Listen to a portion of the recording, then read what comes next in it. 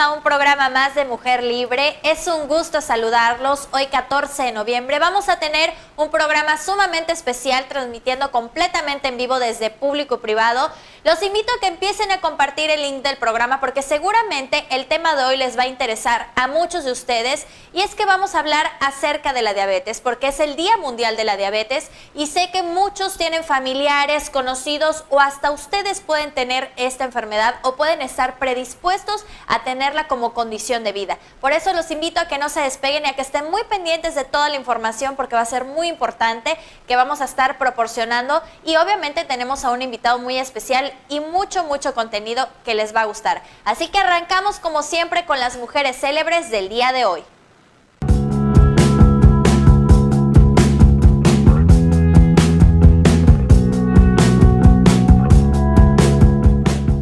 Un día como hoy, 14 de noviembre, nace Sarah Stern, más conocida como Sonia Delaunay. Fue una pintora y diseñadora francesa nacida en Ucrania. Junto con su marido Robert Delaunay, fueron grandes representantes del arte abstracto y creadores del simultaneísmo. Tiempo después vino al mundo Louise Brooks. Fue una actriz y escritora estadounidense que se convirtió en una de las caras más famosas del cine mudo, con una carrera cinematográfica que comenzó en 1925 y terminó en 1938. Hizo 24 películas, entre ellas La Caja de Pandora. Posteriormente nace Barbara Woodward en Nueva York, otro 14 de noviembre de 1912. Fue una socialite estadounidense considerada una de las pocas mujeres más ricas del mundo en el siglo XX. Fue apodada por la prensa amarillista como la pobre niña rica a causa de su soledad personal en su infancia. Años más tarde nace Veronica Lake, otro 14 de noviembre de 1922. Fue una conocida actriz cinematográfica y modelo que se ganó el aplauso del público y crítica durante los años 40, especialmente por sus papeles en filmes de cine negro.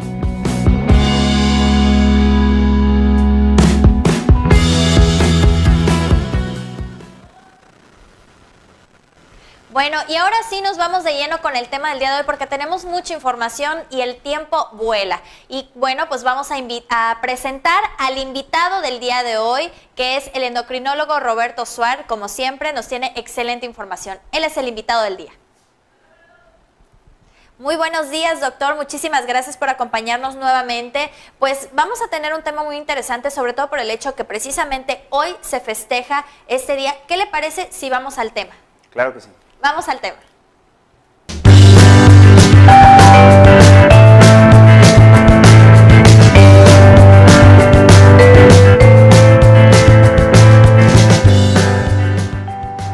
La diabetes mellitus es una enfermedad que se caracteriza por elevación crónica de la glucosa a nivel de la sangre, ya sea por un defecto en la secreción o en la acción de la insulina.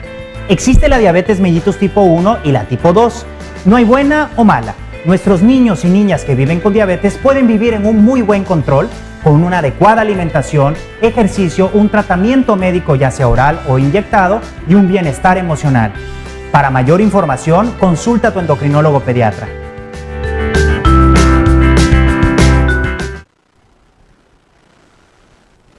Bueno, y ahora sí estamos compartiendo precisamente en este momento el link del programa para que todos ustedes puedan disfrutar de esta información.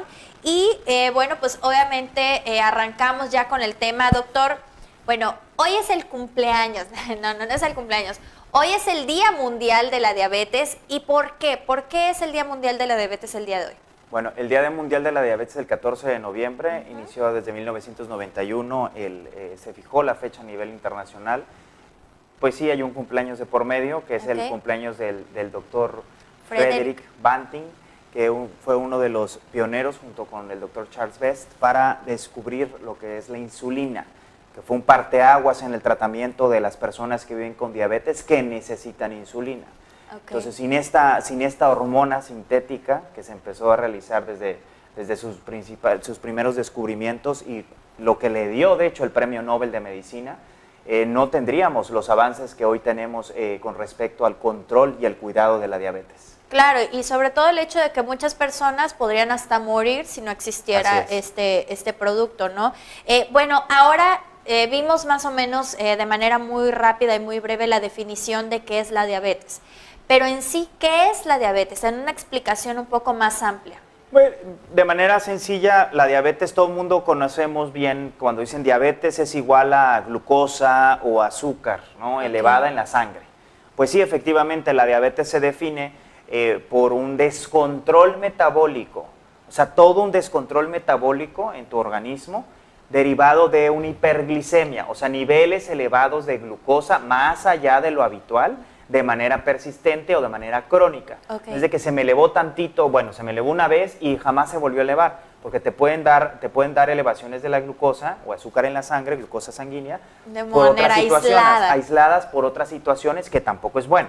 Hay que averiguar por qué. Pero entonces se define descontrol metabólico por glucosas elevadas o hiperglicemias, es el término correcto, crónica, y esto a causa de que la acción de la insulina o está deficiente, o sea, no me actúa bien en mi receptor la insulina, que es la que me mete la glucosa a la célula, o de plano hay muy poquita insulina. O sea, son estos dos motivos. Exactamente, o sea, siempre tenemos que tener glucosa dentro de las células.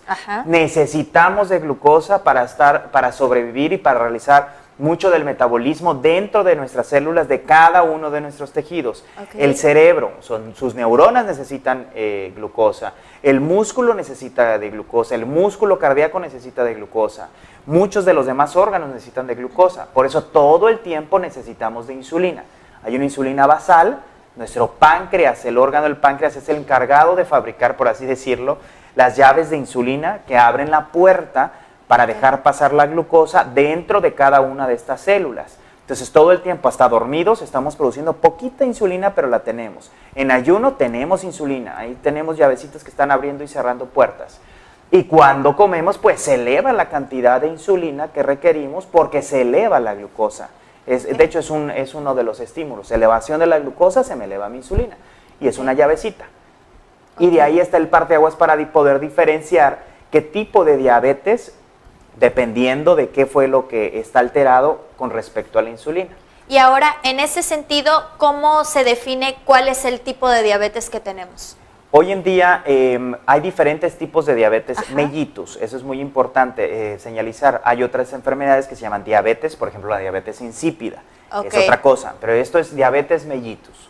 ¿Sí? Entonces hay varios tipos, la clasificación internacional de acuerdo a la Diabetes Care es diabetes mellitus tipo 1, diabetes mellitus tipo 2, la diabetes mellitus gestacional durante el embarazo y otros tipos específicos de diabetes. Esto es de acuerdo a lo que te causó la diabetes. Diabetes mellitus tipo 1 es la que antes, o hace algunos años, se conocía como diabetes juvenil, porque daba en los niños nada más, ahora se está viendo que no solamente en niños. Obviamente ya hay más avances, más ciencia, más estudios. Diabetes mellitus tipo 1, tu organismo ya tiene, hablemos nuevamente de cromosomas y de genes, entonces tienes una predisposición genética para producir anticuerpos o soldados que atacan tu propia fábrica de insulina. O sea, la eliminan, por así decirlo. Pues ataca la fábrica, la empieza a destruir las células específicas que se llaman células beta, en los islotes de Langerhans del páncreas, y va atacando estas células hasta que te destruye las células y por lo tanto ya no produce suficiente cantidad de insulina para mantener tus niveles de glucosa. Pero tienes una predisposición genética ya para producir estos anticuerpos. Más aparte pueden haber detonantes o aceleradores en la primera etapa de la infancia o en la segunda etapa. ¿Cuáles serían estos? Pues muy bien, si de por sí el niño ya tiene una predisposición genética para estos anticuerpos, a esto le podemos agregar para que se generen estos o más anticuerpos. El hecho, está muy bien documentado que el hecho de introducir antígenos, así se llaman, o sustancias diferentes que nos pueden hacer una reacción en el cuerpo, sobre todo de tipo las células de defensa. Estos antígenos alimentarios pueden ser la introducción de antes de los 6 meses de edad, sobre todo se menciona vegetales del tipo tubérculos. Cereales, también se habla de los cereales también que introducen. Esto antes de los 6 meses, por ejemplo los bebés, ¿no? Cuando van a empezar con las papillas, que se les inicia la papilla. Antes de los 6 meses con cereales y tubérculos, confiere un riesgo intermedio. Se habla de un riesgo medio, es lo que está documentado, para favorecer la aparición de estos anticuerpos. Pero tú ya traes la predisposición. Otra cosa importante, la caseína de la leche, sobre todo leche de vaca. La introducción de leche de vaca antes de el año de edad. Esa es otra. Otra de las cosas es infecciones. Hay infecciones como virus del Coxsackie, con el recién nacido, también rubiola congénita, es otro de los virus. Todas aquellas enfermedades virales, sobre todo, que nos puedan despertar el sistema de defensa y exagerar, por así decirlo. Y tú ya estás predispuesto para generar anticuerpos, que finalmente son células son defensa. Es una defensa, pero también se empieza a defender de tu propio organismo. Y como ya estás predispuesto para formar estos soldados dirigidos a las células beta de tu páncreas, pues se empiezan a muy temprana edad. Y por eso se presenta a muy temprana edad también la diabetes mellitus tipo 1. Esta es entonces la tipo 1. Ahora, ¿la tipo 2? La tipo 2 es la que cada vez está pues tenemos una mayor incidencia, eso es muy preocupante. En adultos es muy común la diabetes mellitus tipo 2 y en niños pues cada vez hay más incidencia. Y digo es preocupante porque el origen es una destrucción también de las células beta del páncreas, o sea, dejas de producir suficiente cantidad de insulina, pero previo a esto hay una resistencia en la acción de la insulina.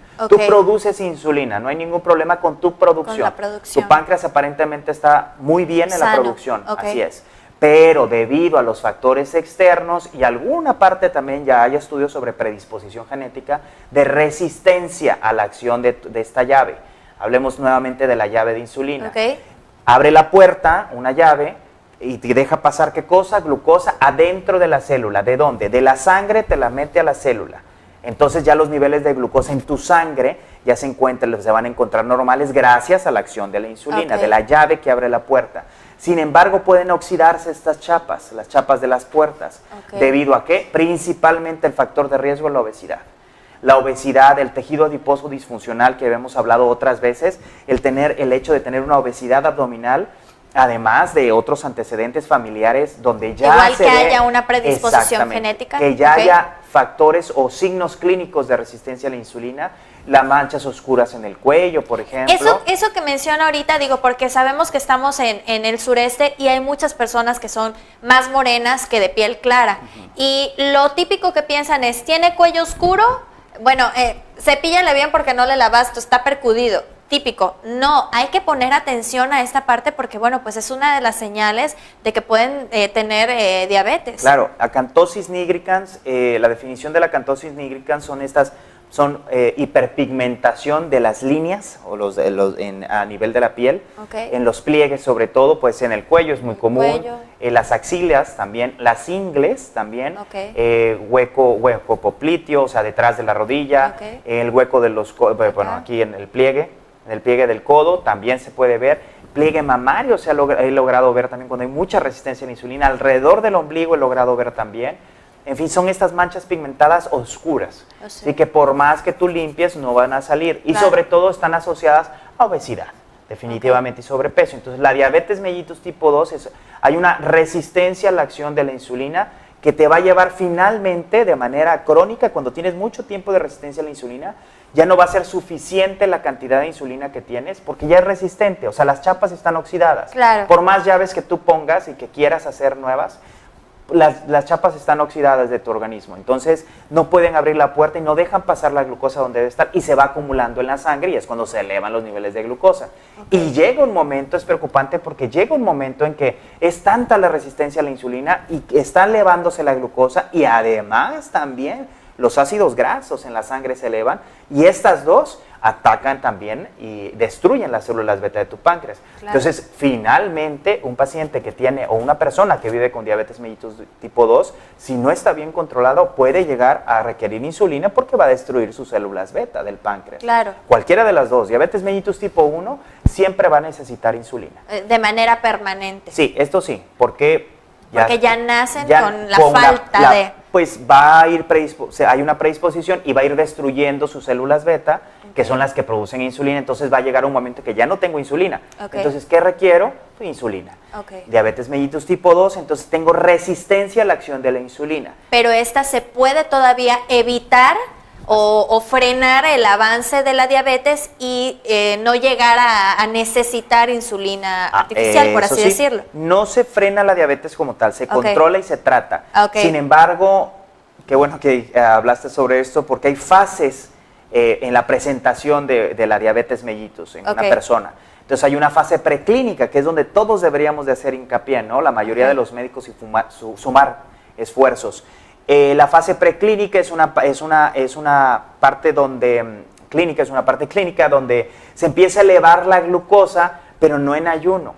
O sea, es cuando la mayoría de las personas, la mayoría de las personas tomamos estudios o mandamos a hacer los estudios o nos hacemos estudios rutinarios y decimos, yo estoy perfecto, o sea, tengo glucosa en ayuno, de mis estudios salí bien de la glucosa, tengo glucosa de 89, tengo glucosa de 95, 96. Ojo, si tienes factores de riesgo, ahí entra el médico, el experto, el especialista también, ahí es donde entramos. Entonces, si tiene factores de riesgo la persona, si es sedentario, o sea, no hace ejercicio rutinario, ¿sí? Y si tiene malos hábitos de alimentación, mucho cuidado, o sea, probablemente no tengas una glucosa en ayuno elevada, pero ¿qué tal después de que desayunas o que comes o que cenas, se te eleva la glucosa a rangos de diabetes probablemente o de prediabetes? Ahí es donde podemos hacer hincapié y decir, ¿sabes qué? Podemos hacer una intervención médica, dar tratamiento, mejorar la resistencia a la insulina, hablando de diabetes mellitus tipo 2, claro está. En la diabetes mellitus tipo 1, entonces hay fases también, sin embargo, pues es inevitable.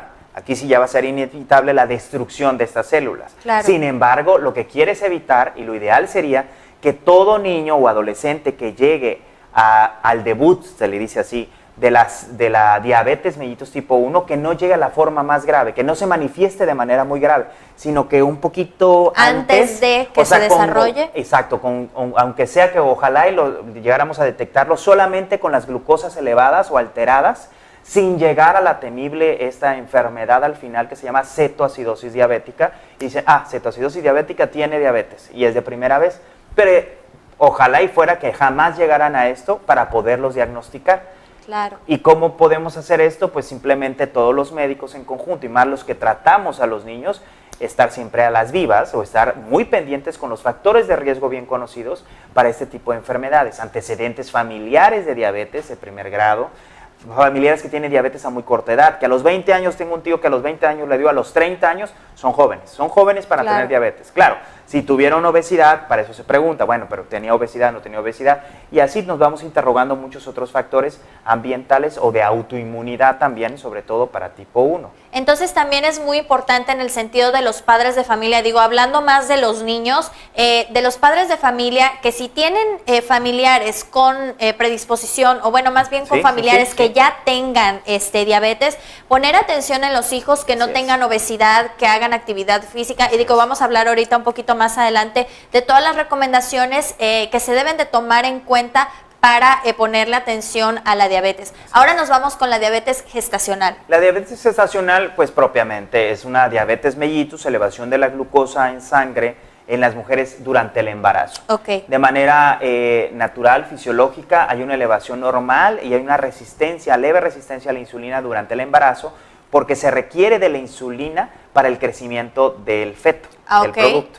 Entonces, y esta parte es muy importante debido a que la diabetes gestacional simplemente nos va a programar también al feto para poder estar predispuesto a tener también diabetes este niño en alguna etapa de su vida. O sea, si da diabetes gestacional, ¿también le podría dar diabetes al bebé? Sí, claro. Y tiene un mucho mayor riesgo, y a la mamá también. A la mamá, o sea, eso se puede quitar, la diabetes gestacional se controla, puede ser algo transitorio, pero si no hay un buen control, si no le hicieron el tamizaje para descartar diabetes gestacional, que toda mujer durante el embarazo se lo debe de hacer con su ginecólogo y con su médico de confianza, entonces ella va a tener un riesgo elevado de padecer diabetes a futuro. con tantito ¿Este que se estudio puede cómo se debe de realizar? Es la prueba que siempre se realiza, el gold standard, se llama la prueba de oro, que es un trago de glucosa anhidra. Que sabe horrible, por y cierto. durante 2 horas te van a medir la glucosa para ver cómo reaccionaste a este trago de glucosa. Okay. Sí, siempre se debe de hacer en las... Se supone que si pasa la primera va una segunda toma y si pasa una segunda toma va una tercera toma. Así es.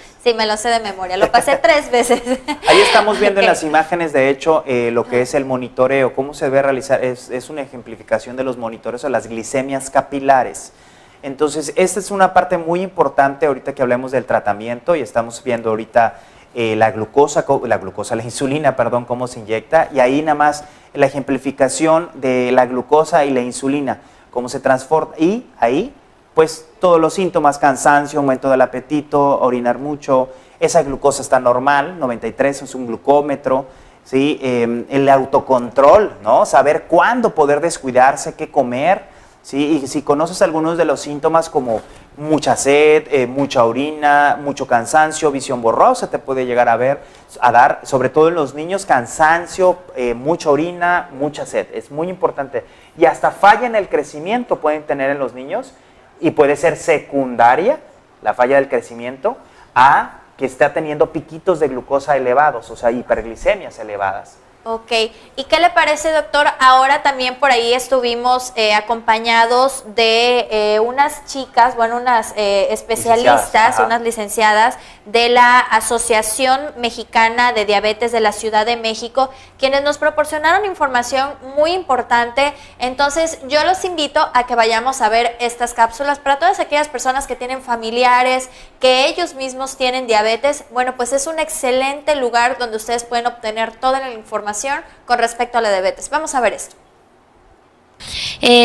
La asociación se fundó hace 28 años por un grupo de padres que tenían hijos con diabetes tipo 1 y que buscaban más educación y atención complementaria al tema. Falta en México todavía mucha educación, mucha formación de especialistas, entonces estos padres se juntaron a crear una asociación. En este camino hicieron un campamento para niños con diabetes tipo 1. Este campamento se llama Tonali. Ahora yo me encargo en la asociación de coordinar este proyecto y actualmente Tonali ya lleva 25 años funcionando. Además, la asociación fue creciendo en sus proyectos para trabajar de una manera interdisciplinariamente, con talleres de nutrición, psicología, atención médica y educación en diabetes. De esta manera, la diabetes no está vista desde un solo punto de vista, sino desde varios, para llevar a las personas hacia un autocuidado. Sí, claro, porque es muy importante, ya que estamos en el entendido de que toda esta enfermedad se puede prevenir en algunos casos y es muy importante crear conciencia en la sociedad de cuáles son las acciones a tomar. ¿Hasta dónde han logrado llegar ustedes con todos estos proyectos? Bueno, pues sí. Hay primero que diferenciar, la que se puede prevenir es la diabetes tipo 2 y la diabetes tipo 1 no se puede prevenir, ¿no? Y no hay cura hasta el momento. Entonces lo que se puede lograr es educando a los pacientes para empoderarlos en su tema. Y una vez un paciente empoderado, tiene más posibilidad de lograr un autocuidado y un mejor control. La asociación ha logrado muchas cosas a través de sus proyectos. Uno es el campamento que hacemos con estos niños con diabetes, donde más de 1,000 niños se han visto beneficiados. Los hemos apoyado con insumos médicos, con educación en diabetes, en nutrición, en psicología, etcétera. Además, hemos hecho muchos programas de salud para adultos con diabetes tipo 2. Estamos realizando jornadas en el centro histórico y en diferentes puntos de la ciudad para dar atención y educación en diabetes. Damos talleres de cocina saludable, el grupo de apoyo emocional, tenemos un diplomado de educación en diabetes para profesionales de la salud. Entonces, no solamente el paciente tiene que educarse, también los profesionales. Muchas veces llega la diabetes a la vida de una persona y va con un profesional que no sabe qué hacer y cómo manejarla. Entonces, la asociación se encamina y se encarga también de educar a los profesionales de la salud. ¿Qué tienen que hacer con esos pacientes que son diagnosticados? Ok, y ahora, por ejemplo, todas las personas que tengan dudas y que quisieran formar parte de esta asociación en los proyectos, estar al pendiente de cada una de las actividades que están realizando, ¿a dónde pueden encontrarlos? Les invito a que nos sigan en las páginas de internet y de Facebook y Twitter. Nuestra página de internet es www.amdiabetes.org. El Twitter es ASOCMEXDiabetes y el Facebook también estamos de esta manera. Nuestros teléfonos son 55 16 87 29 y 55 16 87 00. Encuéntrenos por ahí en redes sociales, podemos ayudarlos y acercarles información. ¿Algún mensaje que quieras agregar a todas las personas que nos están viendo en este momento? Pues la diabetes es un tema que nos afecta a todos, somos muchos mexicanos cercanos al tema. Generalmente cualquiera de nosotros tenemos a alguien en nuestra familia que tiene diabetes o alguien en nuestro entorno. Es un tema que nos toca a todos y estar educados es esencial para tratarlo y para cuidarnos.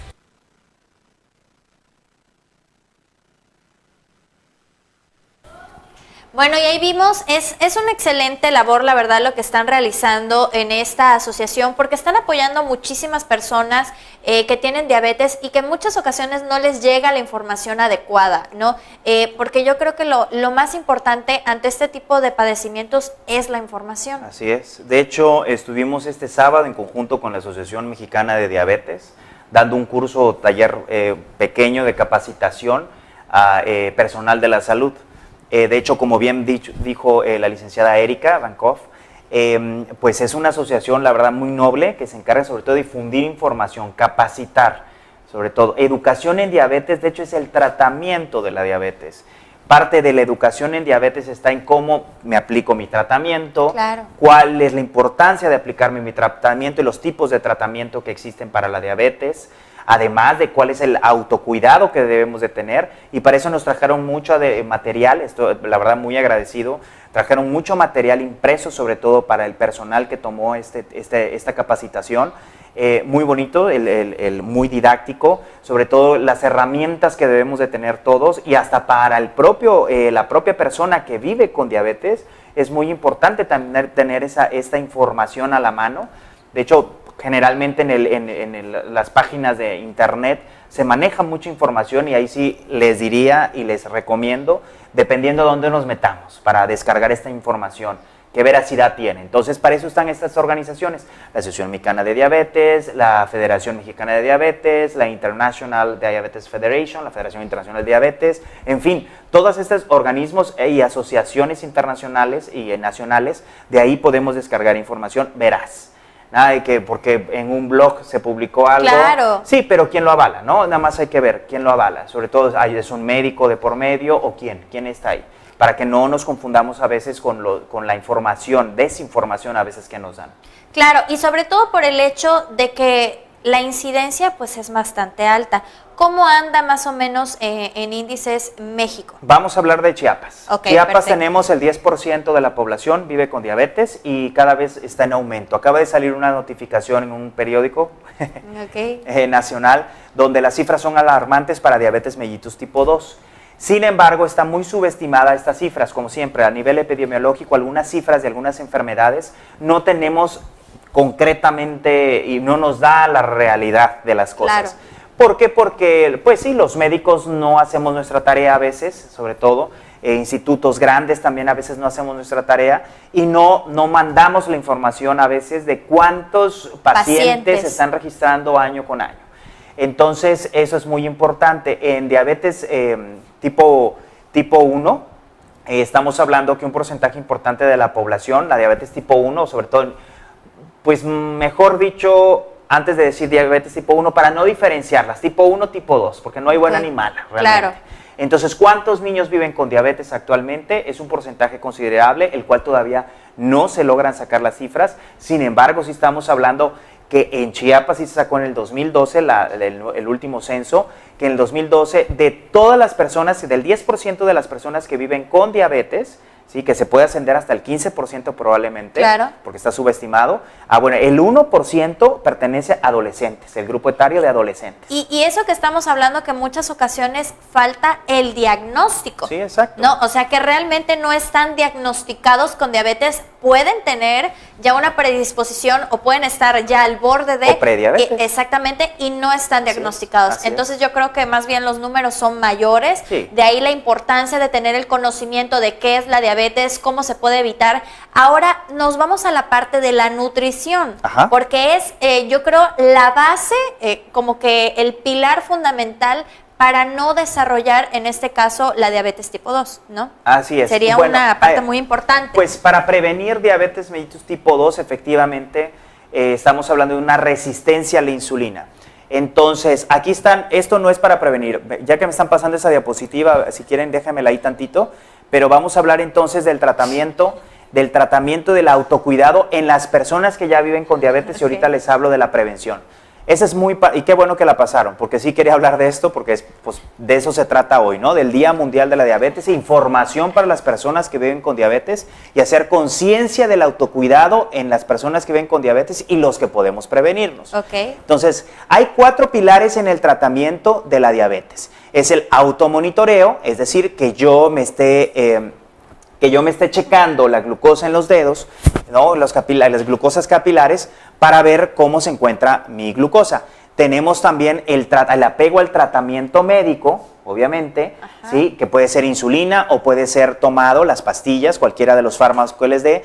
El tercer pilar del tratamiento sería, entonces, además del automonitoreo y del el tratamiento farmacológico, la actividad física, muy importante la actividad física para sensibilizar nuestra propia insulina a que actúe en nuestro organismo, y la alimentación saludable. Entonces, esta alimentación saludable, que ahora sí, que es lo que me estabas diciendo, de ahí de estos 4 pilares salen los 7 comportamientos que acabamos de ver, ¿sí? Que se adaptaron para el autocuidado. Entonces, de la alimentación saludable, este es el plato ideal, de acuerdo a la Asociación Americana de Diabetes. Entonces, si estamos viendo el plato del buen comer, que generalmente debe ser un plato de 22 centímetros aproximadamente, te dicen acá. No una olla. Sí, claro, ¿no? Y sobre todo, esto sirve mucho para los niños, sobre todo los niños que viven con diabetes, los jóvenes, para que se ubiquen bien en los colores y digan, la mitad de todo lo que voy a comer, una gran parte de lo que voy a comer, pues la mitad, casi el 50%, debe ser ocupado en verduras. Muy importante por la fibra que contiene la verdura y con cáscara, aquellas que sean posibles. Okay. La fibra que contiene la verdura en las cáscaras, sobre todo, son las que me van a mantener los niveles adecuados de absorción de la glucosa y nutrientes en el intestino. Y hay muchas otras investigaciones acerca de la microbiota que tenemos actualmente en el intestino y la regulación con la glucosa y los nutrientes. Tenemos que una cuarta parte debe ser en proteínas de origen animal, carne, pollo, pescado, huevo, quesos, y el resto, o sea, la otra cuarta parte debe ser entre cereales y leguminosas. ¿Sí? Los cereales, ¿cuáles son? La tortilla, el pan, el arroz, todos los derivados de harina, del maíz y del trigo. Okay. ¿Sí? La papa se considera también un cereal, no es una verdura. Entonces, mucho cuidado con eso. Son los que te aportan más glucosa por el almidón que puedan contener. Entonces, mucho ojo con esto. Tenemos cómo contar las porciones también cuando no tenemos una báscula, cuando no tenemos también una taza medidora, pues cuando tenemos pretextos. También. Entonces tenemos el método de la palma de la mano, tenemos también el método del puño, que si el pulgar equivale a una cucharadita, que si lo del puño sería más o menos la porción de la fruta que te debes de consumir, lo de las 2 manos sería la porción de verdura que debes de consumir, insisto, con las verduras. Okay. Lo de 2 dedos serían, por ejemplo, las porciones en proteínas de origen animal, como el queso, por ejemplo. Y finalmente, pollos, carnes y pescado, pues el tamaño de esta palma de la mano. ¿Tienes alguna otra diapositiva, si quieren, para que sigamos? Por ahí hay más información. Pero es muy importante, repito, sobre todo los 4 pilares del tratamiento. Recordemos esto, para que un paciente, sobre todo con diabetes mellitus tipo 1 o tipo 2, no tengamos las complicaciones crónicas. ¿Sí? ¿Cuáles son las complicaciones? Los 4 pilares, repito, automonitoreo, apego al tratamiento, ya sea con aplicación de insulina o fármacos orales. La actividad física, la alimentación saludable. Estas 4 cosas diario hay que palomearlas, sobre todo si vivimos con diabetes.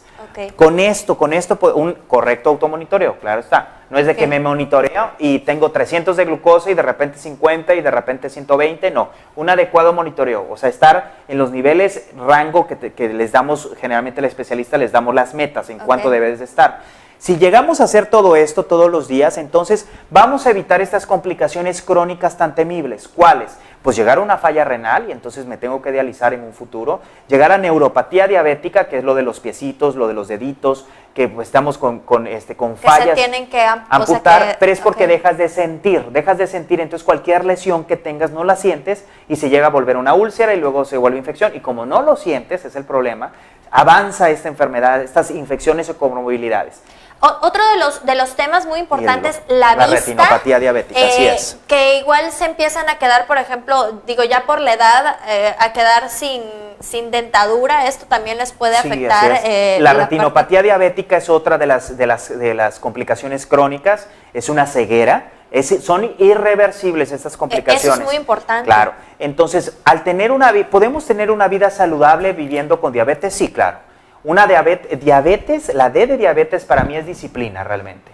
Es vivir como todos deberíamos de vivir realmente, cuidando nuestra alimentación, haciendo ejercicio diariamente, acudiendo al médico cuando nos sintamos mal y sobre todo no sintiéndose mal nada más, de manera rutinaria para un chequeo general. Una persona que vive con diabetes se vuelve más disciplinada. Claro, si él así lo quiere. Es cuestión de querer. Claro, porque ¿no? Uno puede dar toda la información, pero si la persona que vive con diabetes se resiste y aquí entran las emociones. Por eso quiero meterme en esa parte. Y de hecho, precisamente hablando de las emociones, antes de que se nos acabe el tiempo, vamos primero con información de la nutrición y posteriormente nos vamos con otra cápsula que nos tiene información acerca de la psicología, lo importante que es la psicología en la diabetes. Vamos a ver esto. Mira, la alimentación es parte fundamental del cuidado en diabetes. Sin embargo, esta parte que tú mencionas del qué cambia, en realidad no debería cambiar nada. La alimentación debería ser saludable para toda la población, enfatizando pues en la prevención de esta condición en cuanto a diabetes tipo 2 estemos hablando. Mira, la alimentación es un pilar del cuidado y de la prevención. ¿Cómo podemos lograr esto? Tratando de variar nuestros alimentos. No únicamente irnos como a la parte cereales, que es lamentablemente la parte más básica de la dieta mexicana. Estamos hablando de tortilla, todos los derivados, los tamales, todos los derivados del maíz, ¿no? Entonces, no es que no puedas consumirlos, la clave total está en la cantidad que vas a consumir. El problema es que nos excedemos, el mexicano tiende a excederse en cuanto a alimentación se trata y la parte más importante en la que nos excedemos siempre serán los carbohidratos, que es como estos grupos de alimentos, los cereales, las leguminosas. Y otra parte importante es la comida grasosa o el aporte graso que también estamos ingiriendo. Es la cantidad de densidad energética en cuanto a los alimentos es muy alta. Esto ocasiona que tengamos pues mayor sobrepeso, obesidad y desencadenemos diabetes. En el caso de ya tener diabetes, debemos cuidar también estos nutrientes, principalmente los carbohidratos, que son quienes van a impactar directamente con nuestros niveles de glucosa, pero sin olvidar también la cantidad de grasa, porque esto pues es un factor cardiovascular también. Claro, y sobre todo, bueno, pues igual la parte que yo creo todos le tienen temor, ¿no? Cuando ya tienen diabetes, que su alimentación va a cambiar, y como tú lo mencionabas ahorita, pues realmente es algo que debemos de ya nacer o que nos deben de enseñar desde nuestros padres, aprender a comer, ¿no? Y en el caso de que no tengas, pero tengas predisposición, igual el aprender a comer, ¿cuál sería una adecuada dieta o qué tanto se puede uno exceder en cuestión de la alimentación para evitar tener diabetes, o en este caso de los que tienen diabetes, que viven con diabetes, no tener una complicación? Mira, ¿qué tanto? No puedo decirte, ¿no? ¿Qué tanto se puede exceder? Porque cada persona es totalmente individual y las necesidades son individuales. Sí tenemos estrategias como a nivel general, a nivel en México estamos hablando, donde damos pues como una sugerencia alimenticia. Nos podemos enfocar en un método que es, por ejemplo, el método del plato ideal, que es una herramienta la cual nosotros utilizamos como para nuestras consultas, que es dividir un plato. La idea es ver el plato como se ve lleno de alimentos. El plato debe de ser de 22 centímetros. Una vez que tenemos este plato, dividirlo por la mitad y que esta mitad sea llena de verduras. La otra mitad restante se dividirá teniendo un cuarto. En cada cuarto se va a poner ya sea cereal o leguminosa en uno de ellos, y en el otro un alimento de origen animal sin grasa, ¿no? De preferencia, ¿no? O de poca grasa, puede ser quizá algún corte que sea asado o a la plancha, de preferencia siempre. Y en cuanto a los cereales, puede ser tortilla, puede ser arroz o algún otro acompañamiento. Esa es como la idea básica. Pasa algo muy curioso con las emociones. Las emociones no se hablan, las escondemos, nos apenamos por sentir algo. Y no nada más en los pacientes que viven con diabetes, en todas las personas ocurre esto. Ahora bien, cuando vives con una condición que es para toda la vida, va a depender mucho de la etapa en la que te encuentres, de tu desarrollo, las emociones que se van a estar sintiendo. Aquí lo importante es el validarlas, es decir, el no apenarnos al sentirlas, el poderlas expresar y hacerlas respetar. Es natural sentir enojo, es natural decir por qué a mí, que me cuido, por qué no a esa persona que es mala.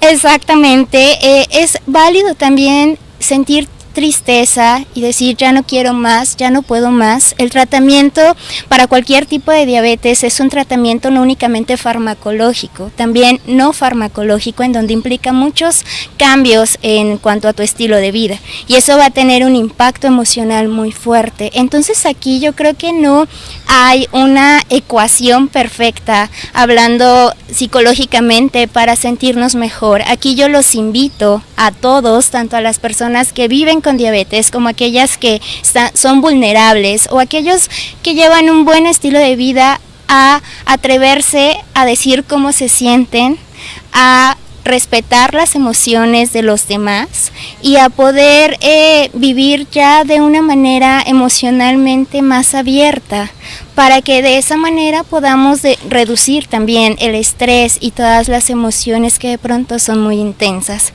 Ahora, por ejemplo, en el... Y bueno, ahí está obviamente la información, la parte nutricional y la parte psicológica, que es muy, muy importante también que las personas que padecen diabetes pues estén preparadas mentalmente, que es una condición de vida. O sea, es algo con lo que llevan a vivir, obviamente si ya tienen las complicaciones, por así decirlo. Entonces, bueno, pues las últimas recomendaciones, doctor. Claro, nada más el mensaje en general para la población es... para aquellas personas que viven con diabetes y si tienen sobre todo si hay niños que viven con diabetes y nos están sintonizando, o papás de niños y adolescentes que viven con diabetes, no están solos. Recuerden el eslogan siempre de Juntos por la Diabetes Mellitus Tipo 1, por ejemplo, muchos manejan esto. Es verdad, o sea, no están solos, somos un grupo multidisciplinario, o sea, están los papás, está el cuidador primario, estamos los médicos, el especialista, el endocrinólogo, están también, debe de acudir a psicología, nutrición, sobre todo, revisiones rutinarias de vez en cuando, oftalmología, nefrología, en fin, hay todo un grupo alrededor y claro, es un niño normal, simplemente va a tener una disciplina, pues ahora sí, una disciplina para vivir bien, y puede también descuidarse, o sea, siempre y cuando sepa cómo hacerlo. Claro. Para eso está la educación en diabetes, para darle las herramientas y vivir de manera saludable. Aunque tenga diabetes, no significa que no esté sano. Puedo vivir de una manera saludable y hasta mejor todavía. Puedo cuidarme muy bien y vivir bien. Entonces el mensaje es que los invito siempre a voltear a los pediatras y a los médicos generales, a voltear a ver quiénes tienen factores de riesgo para poder prevenir, porque esto va en ascenso, esta incidencia. sobre todo en diabetes mellitus tipo 2, y para voltear a ver también lo que es diabetes mellitus tipo 1 y quiénes pudieran tenerla y acercarse, porque el tratamiento es multidisciplinario. Y para las personas que viven con diabetes mellitus, sabemos que son personas como tal y que el tratamiento es integral, o sea, estás tratando a un paciente, estamos con ellos. Y nada más, simplemente vivir. Y hoy es el Día Mundial de la Diabetes y por eso esta información se trajo a tu programa. Claro que sí, le agradezco mucho y pues espero que les haya sido de utilidad a todas las personas que tienen familiares o que padecen diabetes, a aquellos padres de familia que tienen niños con predisposición, pues a poner ojo, a estar muy pendientes para que obviamente no la desarrollen, alimentarlos, educarlos, que tengan actividad física y bueno, pues todas esas cosas que se tienen que tomar en cuenta para evitar complicaciones y mayores riesgos. Les agradezco muchísimo el favor de su atención y los espero, recuerden, martes y jueves a partir de las 10 de la mañana a través de Público y Privado, porque siempre tenemos excelente información para cada uno de ustedes. Un beso enorme, excelente día.